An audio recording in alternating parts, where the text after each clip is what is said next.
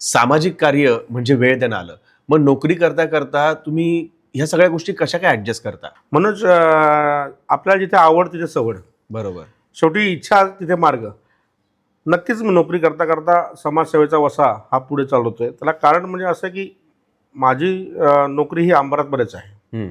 अंबरनाथ पश्चिमेला मी सर्व्हिसला आहे.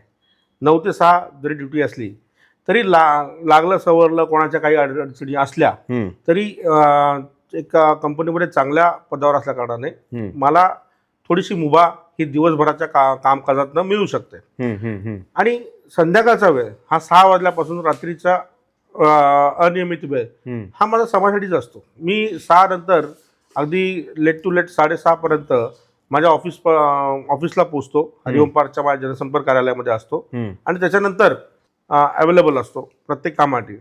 त्याच्या पलीकडे जाऊन जेव्हा शेवटी म्हणतात ना की एका पुरुषामागे एक सक्षम स्त्रीचा हात असतो, त्याचप्रमाणे मला ह्या सर्व कामामध्ये मला माझ्या पत्नीचा चा खूप मोलाचा सहभाग होतो.